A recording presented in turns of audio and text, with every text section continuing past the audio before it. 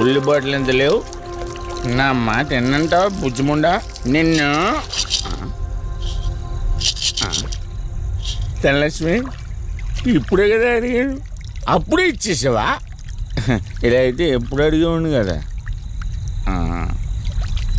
నా బుజ్జిముండా ఎక్కడ కాదు, ముందు బయటికి వెళ్దాం.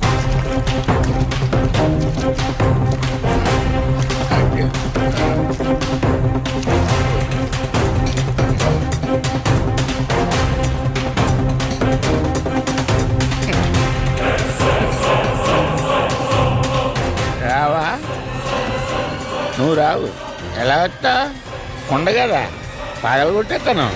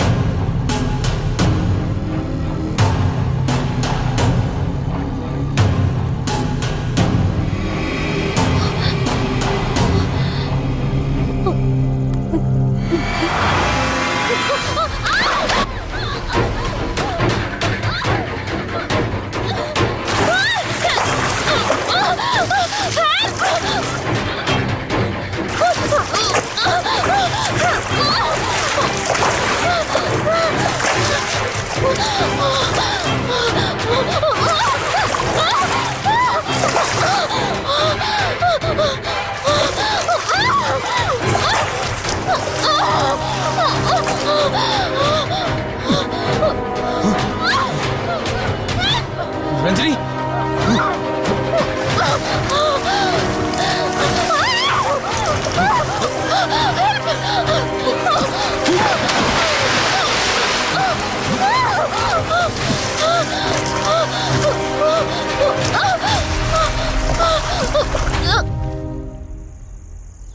ఏంటి రంజని, అసలే నీకు ఇల్లు కొత్త. నీకేం కావాలన్నా నన్ను అడగమని చెప్పానుగా. ఇప్పుడు నేనున్నాను కాబట్టి సరిపోయింది. ఒకవేళ నేను లేకపోయింటే. బయట ఏదో శబ్దం వినిపించింది. పొరపాటున కాలు స్లిప్ అయ్యి. చూడు రంజని, ఇప్పటికే 2 సార్లు దూరం అయ్యావు. మళ్ళీ ఇంకోసారి దూరం అయితే నేను బ్రతకలేనురా. ఇక నుంచి నీకేమైనా కావాలన్నా, బయటికి వెళ్ళాలన్నా నాతో చెప్పు, నేను వస్తాను. ఓకేనా?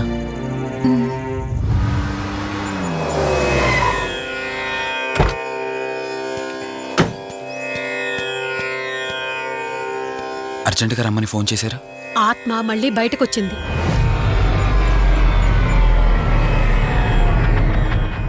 మరి మల్హోత్రా ఏమన్నారు?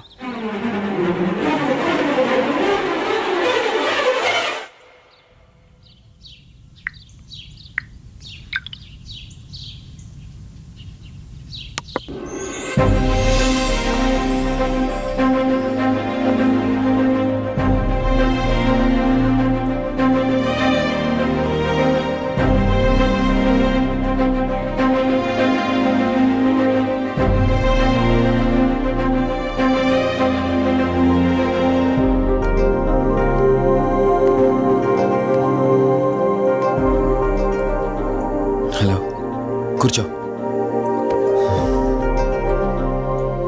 ఎలా ఉన్నావు? బాగున్నాను. కాఫీ? ఎంతైనా దేవుడు చాలా గొప్పోడు కదా. మనకు నచ్చింది ఇచ్చాడని ఆనందపడే లోపే మళ్ళీ తిరిగి వెనక్కి తీసేసుకుంటాడు. హ్యాపీనెస్ ఎక్కువగా ఇచ్చేస్తే తనకు లేకుండా పోతుందనుకుంటాడేమో. ఆయన కూడా సెల్ఫిషే మనలాగా. ఇద్దరు మనుషులు విడిపోతే కష్టంగా ఉంటుంది, కానీ ఇద్దరు మనసులు విడిపోతే బాధగా ఉంటుంది. ఇదంతా చెప్పింది నేను బాధ పెట్టడానికి కాదు, ఏదో చెప్పాలనిపించింది చెప్పేశానంతే. సరే, లివ్ ఇట్. ఇంతకీ నేను ఇక్కడికి ఎందుకు పిలిచానంటే, మనం ఏదైతే ప్రాబ్లం సాల్వ్ అయిపోయింది అనుకున్నామో ఆ ప్రాబ్లం మళ్ళీ తిరిగి స్టార్ట్ అయింది. ఆత్మ మళ్ళీ బయటికి వచ్చిందని దుర్గాబాయ్ చెప్పింది. ఆ ఆత్మ నుంచి నువ్వు తప్పించుకోవాలంటే తప్పనిసరిగా నీ గతం నీకు తెలియాలి. నీ గతానికి సంబంధించి ఏదైనా వస్తువు కానీ ఇంకేదైనా నీ ఇంట్లో ఒక్కసారి ఆలోచించగలుగుతావా?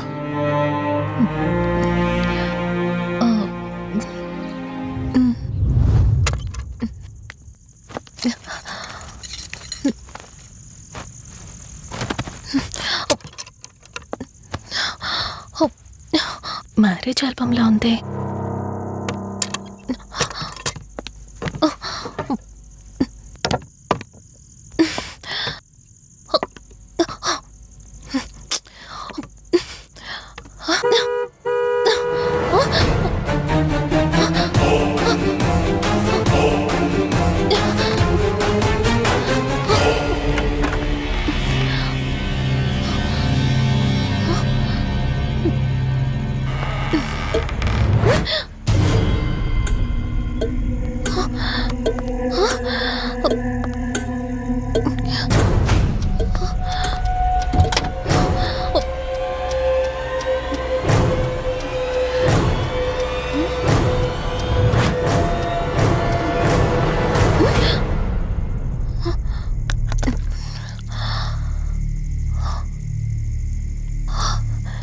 ఈ బ్లడ్ ఏంటి?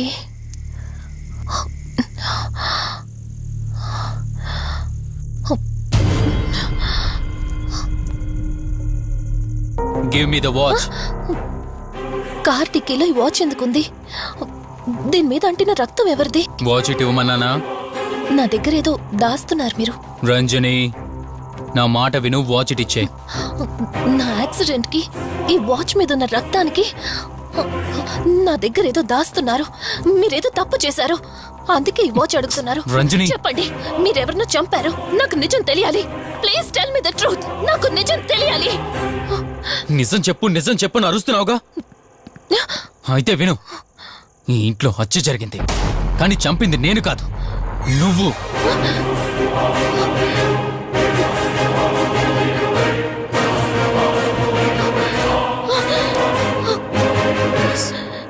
నువ్వే చంపావు. నేను నీకు అన్ని విషయాలు చెప్పాను, కానీ ఈ ఒక్క విషయం మాత్రం దాచాను. అది నీకు అబార్షన్ అయిందని చెప్పాను కదా. ఆ టైంలోనే యుఎస్ నుండి నా business partner Kaushik first time India వచ్చాడు. బట్ నీలో మాత్రం ఏ మార్పు లేదు. ఇంట్లో నా ఫ్రెండ్ ఉన్నాడనే ఆలోచన కూడా లేకుండా తరచూ వాడు ఎదుర్కొండానే నువ్వు నాతో గొడవ పడేదానివి. అది చూసిన కౌశిక్ నా మీద నీకు ఎంత ద్వేషం ఉందో వాడికి అర్థమైంది. దాన్ని వాడు అలసుగా తీసుకుని నేను ఇంట్లో లేని సమయంలో నీ లోన్లీనెస్ని తనకు అనుకూలంగా మార్చుకుని నీకు దగ్గరయ్యాడు. ఎంతలా అంటే వాడు లేకుండా నువ్వు బ్రతకలేనంత. ఆ తర్వాత మీరిద్దరు ఫిజికల్గా కూడా ఒకటయ్యారు.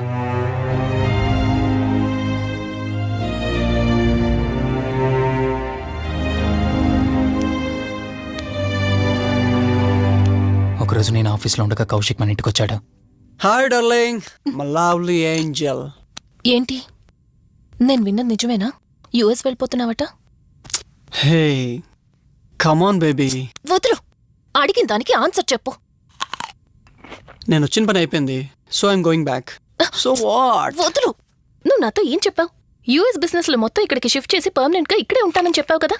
అవన్నీ నువ్వు బిలీవ్ చేసావా? You crazy. I'm a business man. ఏదైనా బిజినెస్ యాంగిల్ ఆలోచించడం ఇట్స్ మై హాబీ. ఏంటి, జోక్ చేస్తున్నావా? జోక్ అనుకోవటం అది నీ ఇన్నోసెన్స్. కౌశిక్, అలా మాట్లాడుకో. అలా మాట్లాడితే నాకేదోలా ఉంది. నాకు తెలియకుండానే నా లైఫ్ లోకి వచ్చేసావు. లైఫ్ అంతా కావాలని నువ్వు అనుకున్నావు, బట్ నాకు కుదరాలి కదా. స్టూపిడ్ గా మాట్లాడుకో. నువ్వు నాకు కావాలి, నాతోనే ఉండాలి. నువ్వు నన్ను వదిలేసి వెళ్ళిపోతే నేను ఒప్పుకోనంతే. హే మన మీద లవర్స్ అన్నట్టు మాట్లాడతావేంటి? అంటే 10 నిమిషాల సుఖం కోసం ఇంతగా మోసం చేస్తావా? మోసమా? మోసం గురించి మనం మాట్లాడకూడదు డార్లింగ్. ఒకవేళ నేను చేసింది మోసం అయితే నీ హస్బెండ్కి తెలియకుండా నువ్వు నా దగ్గరికి వచ్చి పడుకోవడం నువ్వు వాడికి చేసింది మోసం కదా. Chill Ranjani, come on. వదులు కౌశిక్, ఇక నాకు లైఫ్ లో ఎప్పుడు కనిపించుకో. ఆగు రంజని, కౌశిక్ వదులు. Please. No. Come on Kaushik, Ranjani, please. Kaushik వదులు please. Come on Ranjani, Kaushik listen to me. Please. Ranjani, వద్దు Kaushik. Please Ranjani. Kaushik, hey Kaushik please please. Please. Kaushik. తను స్లిప్ కింద పట్టడంతో తలపగిలి చనిపోయాడు. సడన్ గా అదే టైంలో నేను వచ్చేసరికి మెంటల్ గా అప్సెట్ అయినా నువ్వు భయంతో నేనెంత చెప్తున్నా వినకుండా కార్ డ్రైవ్ చేసుకుంటూ వెళ్ళిపోయావు. అప్పుడే నీకు యాక్సిడెంట్ జరిగింది. నువ్వు వెళ్ళిపోయాక టెన్షన్లో ఏం చేయాలో నాకు అర్థం కాలేదు. ముందుగా బాడీని అక్కడి నుంచి తీసేయాలని శవాన్ని కారు డిక్కీలో పెట్టి ఊరు బయటికి తీసుకెళ్లి పూజ చేశాను. బహుశా ఆ టైంలోనే నా వాచ్ అక్కడ పడిపోయి ఉండొచ్చు. నీకు ముందు చెప్పినట్టు ఆ టైంలో నేను యూఎస్లో లేను. నీకోసం వెతుకుతూ ఉన్నాను. ఇప్పుడు చెప్పు, నేను చేసిన తప్పేంటి?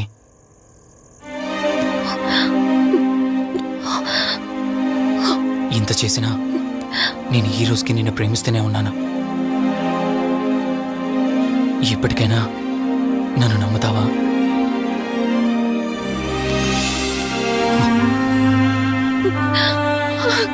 Sorry Rishi, I love you. అంటే ఇన్ని రోజులు నీ వెంటపడిన ఆత్మ నీ చేతిలో హత్య చేయబడిన కౌశిక్ దన్నమాట. అవును దుర్గాబాయ్, కానీ నేను ఈ హత్య ఉద్దేశపూర్వకంగా చేయలేదు. పొరపాఠం జరిగినా గ్రహపాఠం జరిగినా తప్పు తప్పే. పశ్చాత్తాపడినంత మాత్రాన్న ఆత్మ శాంతించదు. ఇప్పటిదాకా నిన్ను ప్రాణాలతో వదిలిపెట్టింది దేనికో తెలుసా? నువ్వు ఏం నేరం చేశావో నీకు తెలియపరచడానికి. నీకు జరిగిందంతా తెలిసిపోయింది.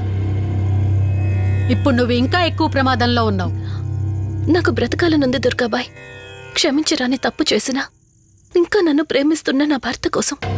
అది కాదు దుర్గాబాయ్, ఆత్మ అనేది ఉండడం నిజమైతే దేవుడున్న మాట కూడా నిజం.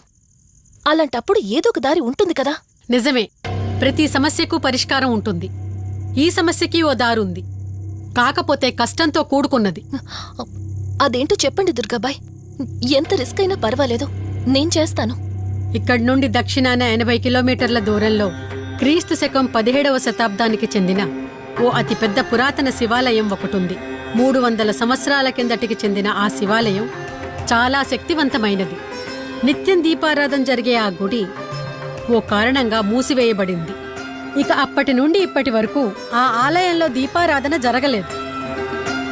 ఇప్పుడు ఆ దీపం కనుక నువ్వు వెలిగించగలిగితే కౌశికాత్మ నిన్ను వదిలి శాశ్వతంగా వెళ్ళిపోతుంది.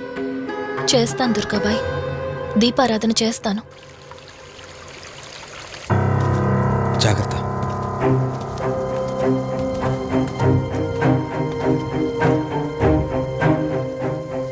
శివరంజని, ఇక్కడి నుంచి నువ్వు ఒక్కదానివే వెళ్ళాలి.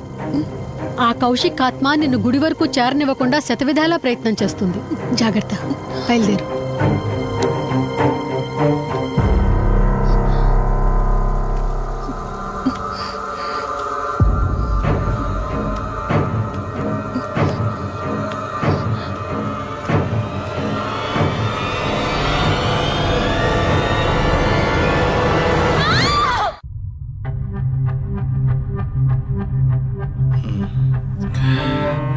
కంగారు పడాల్సింది ఏం లేదురా. టెస్టులన్నీ నార్మల్గానే ఉన్నాయి. ఎక్స్రేలో కూడా ఏం లేదు. కాకపోతే బీపీ కాస్త రేజ్ అయినట్టుంది. దాంతో కళ్ళు తిరిగి స్పృహ తప్పింది. ఇంకో 10 నిమిషాల్లో స్పృహలోకి వస్తుంది, తీసుకెళ్ళిపోవచ్చు. మరి తన హస్బెండ్కి ఇన్ఫార్మ్ చేసావా? చేశాను, బయలుదేరాడంట. Excuse me. Yes, I'm Rishi, Ranjani husband. Please come. మీ గురించి వెయిటింగ్. తనకి ఎలా ఉంది డాక్టర్?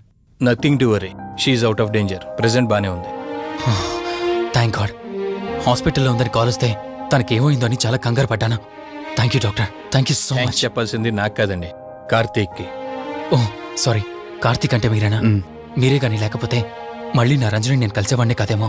తనకి మీకు ఏ పరిచయం లేకపోయినా ప్రాబ్లంలో ఉందని తెలిసి సొంత మనుషులు ఆదరించారు. మీ రుణం ఎప్పటికీ నో తీర్చుకోను. నో నో మిస్టర్ రిషి, అంత పెద్ద మాటలొద్దు.